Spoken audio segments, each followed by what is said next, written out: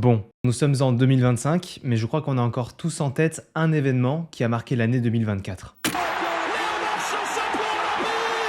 Ouais, c'est celui-là, ouais. Même si seulement 6 mois se sont écoulés depuis ces jeux, je ressens déjà cette petite pointe de nostalgie. Et c'est vrai, même si on nous promettait des jeux catastrophiques, au vu des défis techniques, ces jeux nous ont offert bien plus qu'un spectacle. Ils nous ont transportés, permis d'oublier nos soucis le temps d'un été qui était juste intense.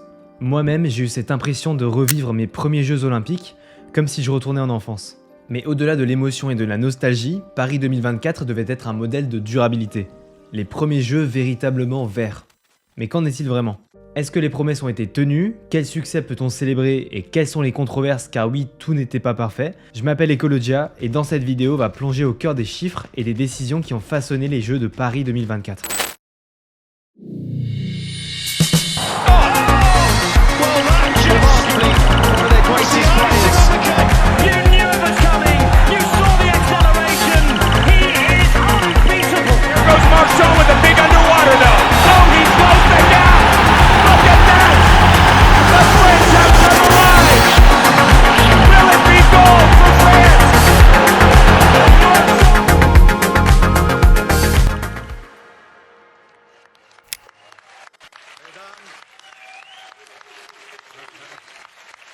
Le 13 septembre 2017, Paris apprenait qu'elle serait l'hôte des Jeux Olympiques de 2024.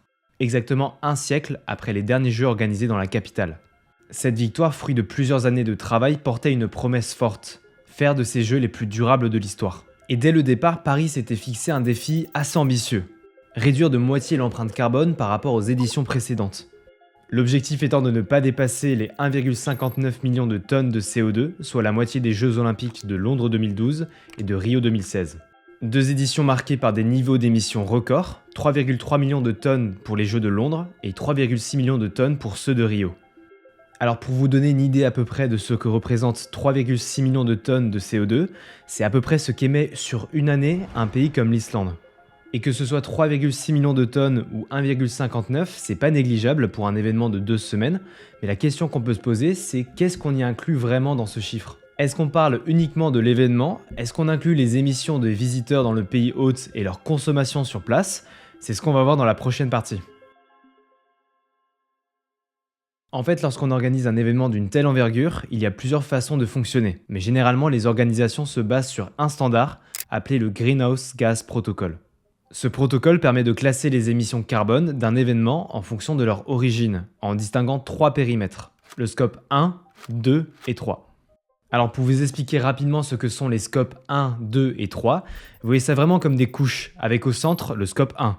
Celui-ci regroupe l'ensemble des émissions directes de l'événement. Dans notre cas pour Paris 2024, on peut citer la construction de nouveaux bâtiments, comme le village olympique. Le scope 2, lui, englobe les émissions indirectes, souvent liées à la consommation d'énergie. Cette catégorie comprend toute l'électricité nécessaire au bon fonctionnement des sites, incluant l'éclairage, la climatisation ou encore l'ensemble des sites de diffusion. Cependant, on parle ici d'émissions indirectes car l'énergie n'est pas produite sur les sites olympiques, mais provient de fournisseurs externes. Enfin, le scope 3 couvre toutes les autres émissions indirectes. C'est souvent le périmètre le plus vaste et le plus complexe car il comprend plusieurs sources d'émissions d'un événement. Dans notre cas, on a plein d'exemples. On peut citer la production de médailles olympiques, donc de l'extraction des métaux jusqu'à leur transformation, mais aussi le déplacement des spectateurs, des athlètes, des journalistes, des équipes, bref, le flux de personnes. Et ce qui est assez fou, c'est que Paris s'est engagé à inclure les 3 périmètres dans les 1,59 millions de tonnes de CO2. Et selon le rapport post-jeu de durabilité, cet engagement a été tenu. Paris 2024 a atteint le seuil sans le dépasser, soit une réduction de moins 54% par rapport aux éditions de Londres et de Rio. Pour comprendre en détail les facteurs d'émission des Jeux de Paris 2024, voici un camembert tiré de leur rapport de durabilité. On y voit 3 parties, avec l'une qui représente plus de la moitié du camembert, c'est la partie des déplacements. Avec 53%, les déplacements sont la plus grande source d'émissions de l'événement, surpassant celles liées à la construction ou aux opérations.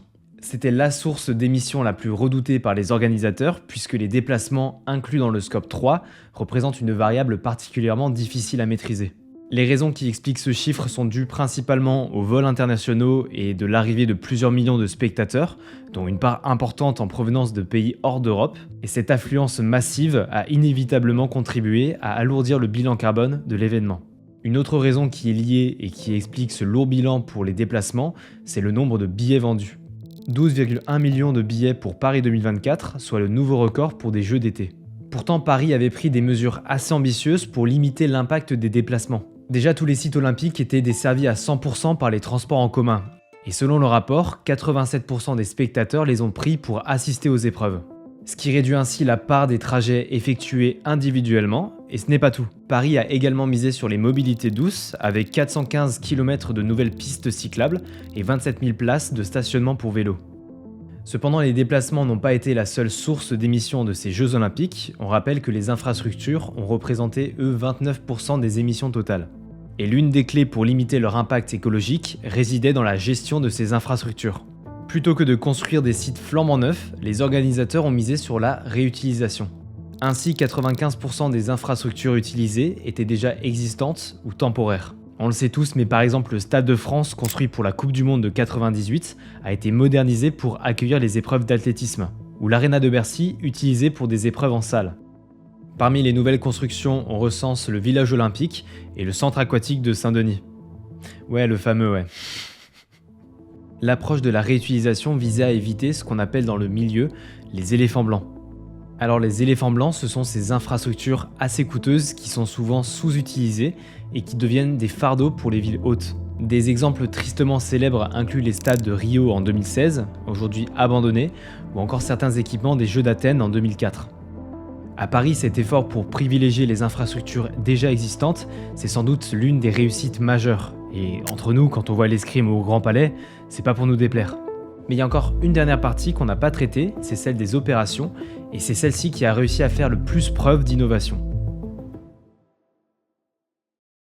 Alors la partie des opérations représente les 18% restants du bilan carbone total des Jeux et proviennent principalement des activités essentielles à la gestion et au déroulement des Jeux. On inclut dans cette catégorie la restauration, la gestion des déchets, la logistique des équipements et bien d'autres. Et je pense que c'est dans cette partie que Paris 2024 s'est le plus réinventé, et notamment avec une stratégie d'économie circulaire assez innovante. Paris 2024 affiche un taux de circularité de 90%, c'est-à-dire que la grande majorité des équipements ont une seconde vie ou sont recyclés à la fin de leur utilisation. Un exemple de circularité que j'aime beaucoup, ce sont ces braderies qui ont été mises en place après les Jeux et qui ont permis de trouver à certains objets une nouvelle utilité. On peut citer d'autres secteurs qui ont permis à ces Jeux de réduire leurs émissions, comme la restauration avec 40% des plats qui étaient végétariens et qui a permis de réduire de 36% les émissions de carbone, ou encore la distribution de boissons avec le partenariat de Coca-Cola permettant de réduire de 52% la quantité de plastique utilisée par rapport aux Jeux de Londres.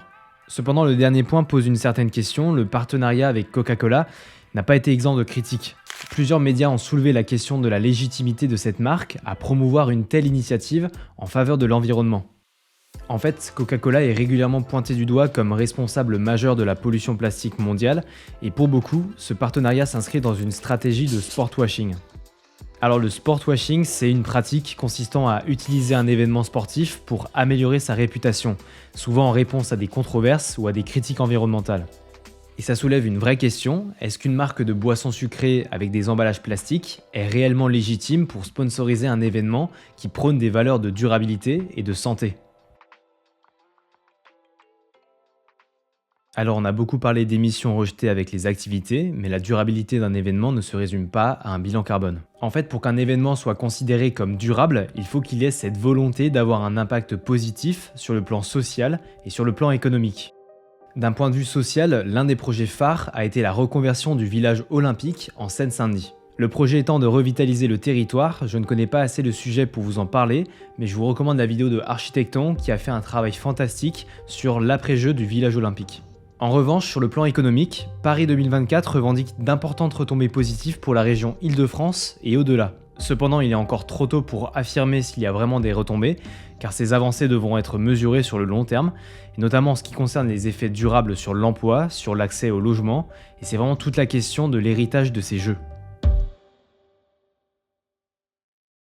Alors, est-ce que les Jeux peuvent être durables ? Certainement, et c'est certainement souhaitable.